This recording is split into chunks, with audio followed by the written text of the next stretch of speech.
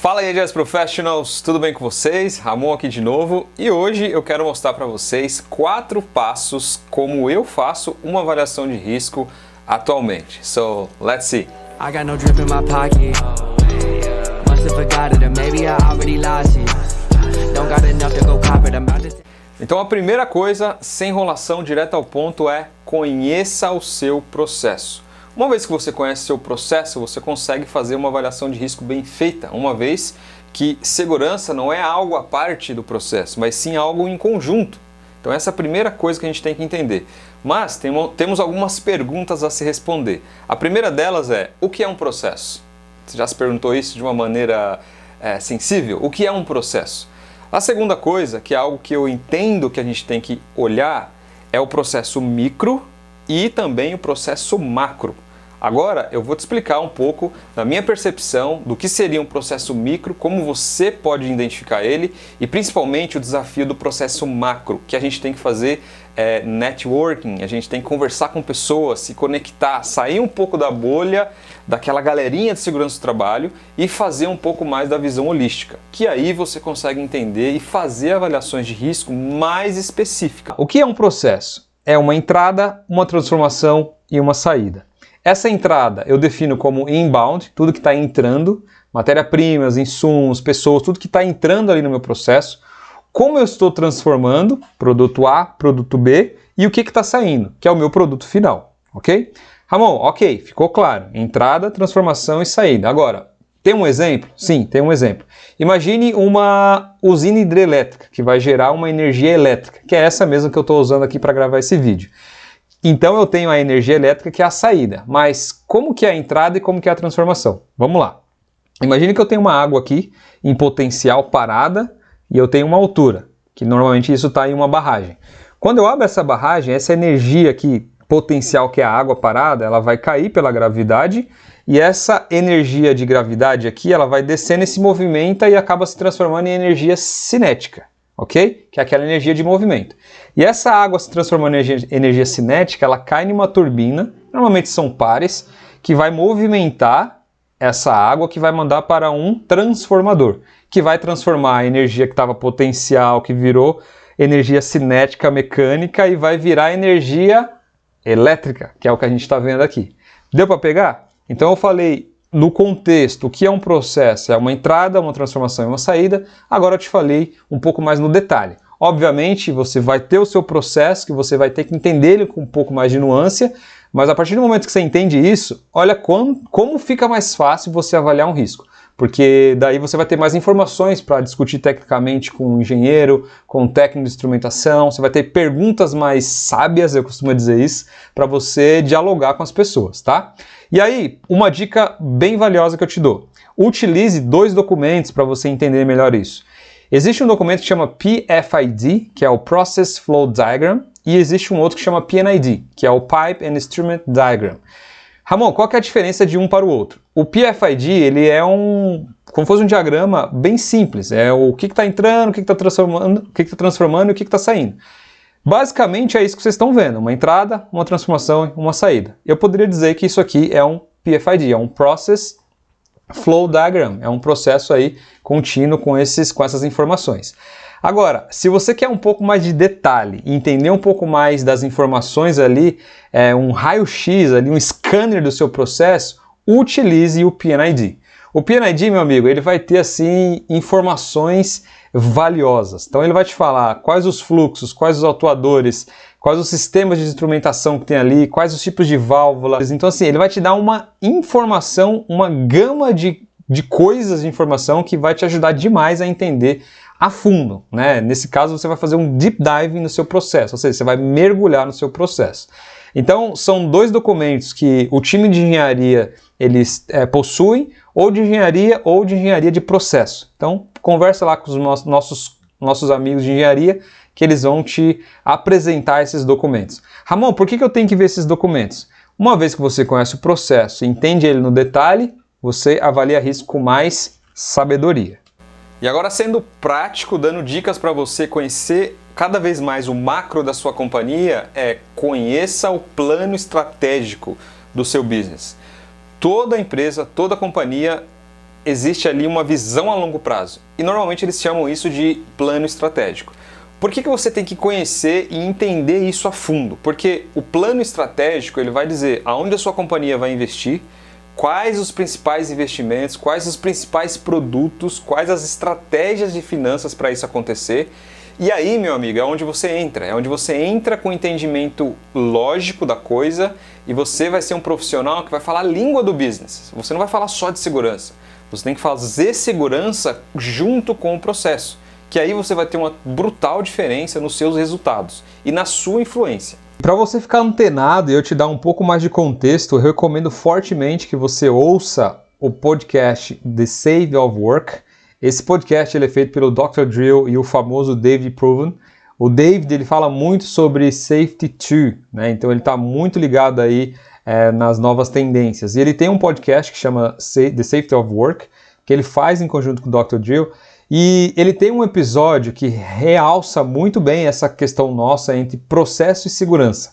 E esse episódio número 11, que chama How Our Trade-off Decision Made Between Production and Safety, ele fala como as coisas, né? Então, como eu tomo decisões, os trade-offs, faço ou não faço, vou ou não vou, entre produção e segurança, e safety.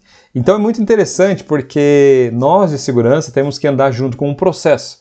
Então, esse podcast ele fala muito sobre como a gente anda junto com o processo, tomando decisões que façam sentido para a gente estar juntos, né? E não ser safety first, mas safety em conjunto, between, combine ali, e como a gente entrega os processos junto com segurança.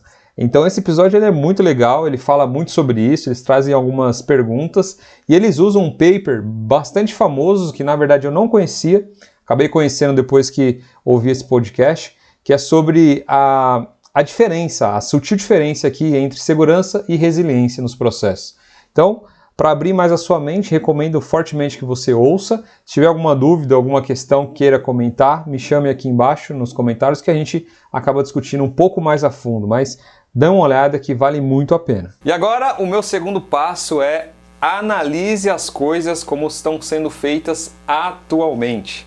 Exatamente, eu me atualizei também referente a isso de uns tempos para cá, porque se a gente não começar a olhar o processo com a visão do operador, as nossas avaliações de risco não vão fazer sentido algum, tá? Então essa é uma das primeiras coisas que eu comecei a enxergar, e eu sempre repito isso, né? Olhar a operação com o olhar do operador, que a gente consegue atingir resultados visíveis e reais. E para a gente entrar nesse passo, a primeira coisa que nós temos que fazer é pegar uma referência para esse assunto, que aqui eu trouxe o Steven.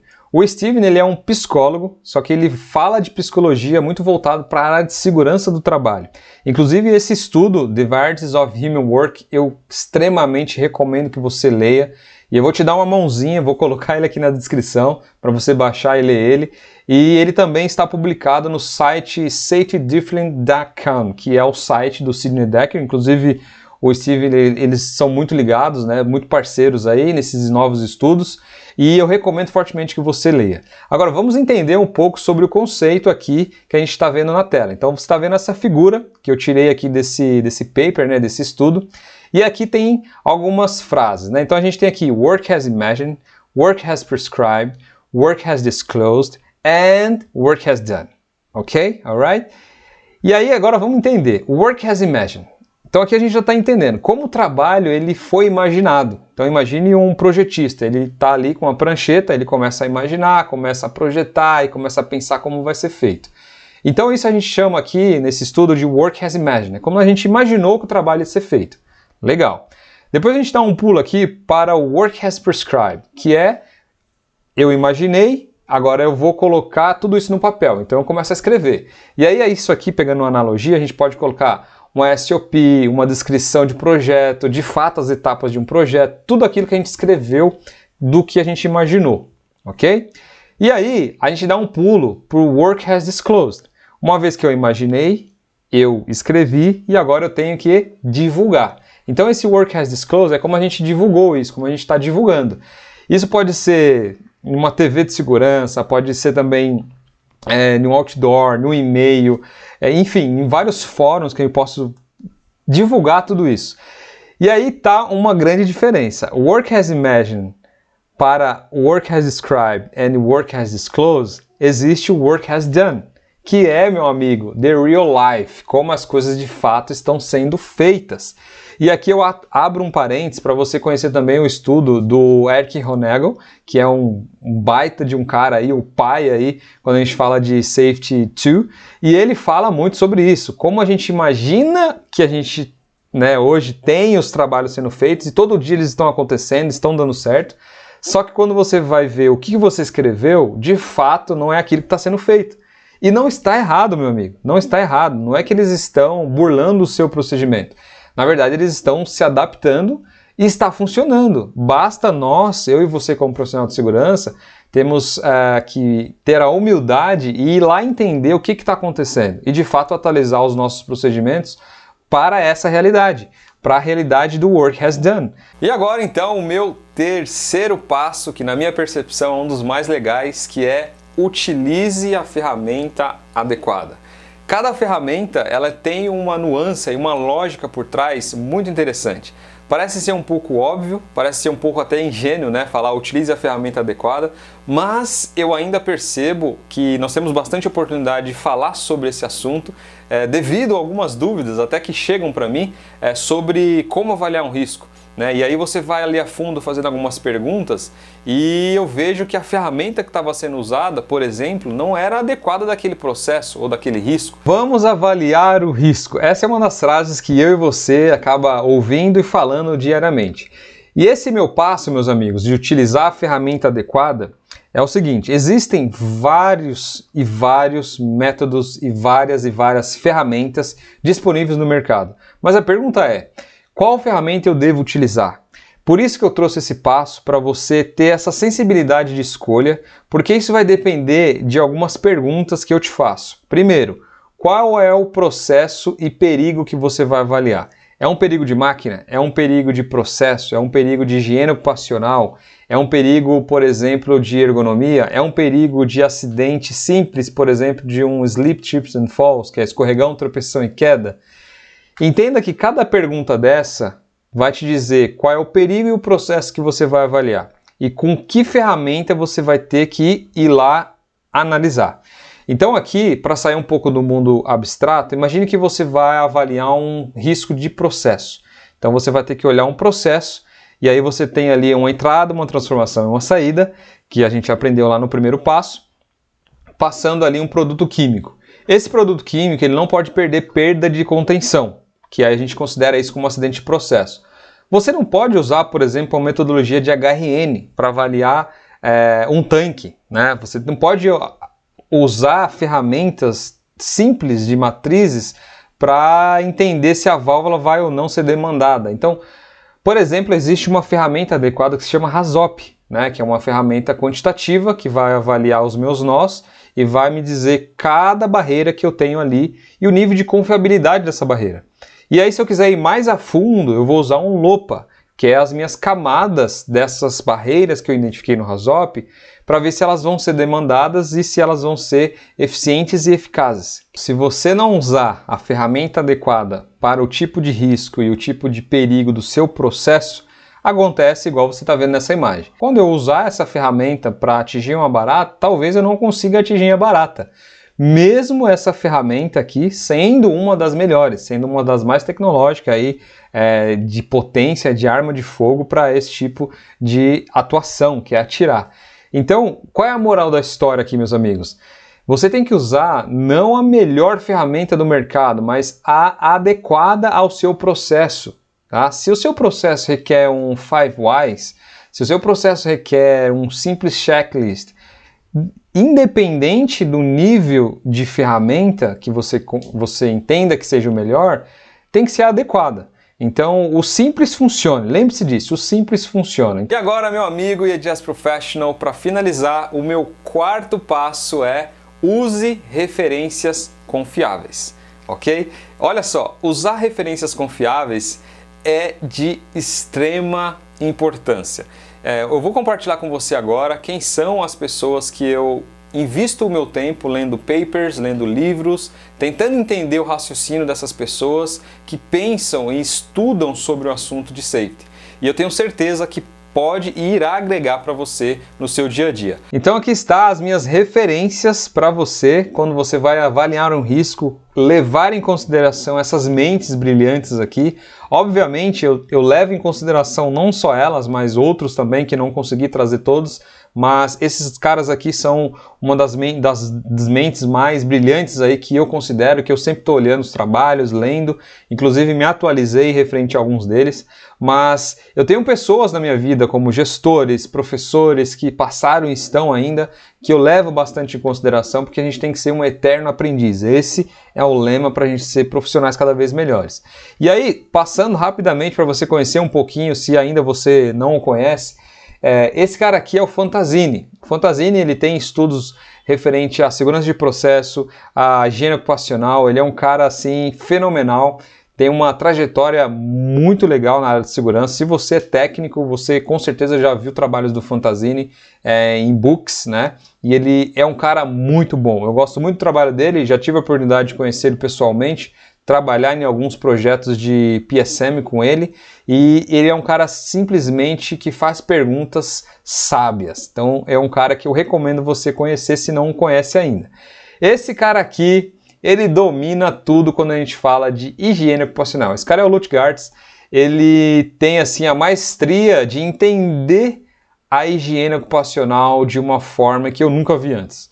Então, se você quer entender um pouco sobre o que de fato faz dano à nossa saúde, quando a gente fala de concentração, quando a gente fala de avaliação de risco, de como fazer isso com instrumentos, eu recomendo fortemente que você faça cursos com o Lutgartz, que ele vai abrir a sua mente para higiene ocupacional, para você não ter dúvidas de coisas simples que ele vai fazer você entender, ok? Bom, esse cara aqui eu já comentei em diversos vídeos, é o James Reason. O James, ele é um dos caras que eu tenho um apreço enorme, porque eu estudei muito sobre os estudos dele do Swiss Cheese Analysis Model, que é o queijo suíço, o modelo do queijo suíço. Ele tem bastante estudos referente a coisas que podem dar errado, cultura de segurança. Então ele é um cara muito bom e eu gosto muito dele e levo muito em consideração nas minhas análises o raciocínio que esse cara tem. Esse cara aqui, se você gosta de segurança de processo, ele é o pai da segurança de processo, ele é o Trevor Klatz. Ele tem um livro muito famoso que chama What Went Wrong, o que deu de errado, e simplesmente ele domina o assunto. É uma das minhas referências também para avaliações de risco de processo, e eu levo muito em base o que esse cara ele leva de raciocínio. Bom, agora fazendo uma linha de corte aqui, meus amigos, vindo um pouco mais para frente, são pessoas que eu fui me atualizando, né, para conhecer um pouco mais, e que eu venho lendo e conhecendo cada vez mais os livros, principalmente os originais, né? Então os papers, os livros direto aí em inglês, referente a essas pessoas que trazem mais clareza, né, na minha percepção. Esse cara aqui é o Rasmussen, ele é um dos pais aí da segurança diferente quando a gente fala, dos estudos que vêm por trás disso tudo. E ele é um cara que eu estou conhecendo a fundo, ele tem alguns papers, né, de risk management, que acabei lendo recentemente, que está trazendo muita clareza para mim, então eu recomendo que você conheça ele.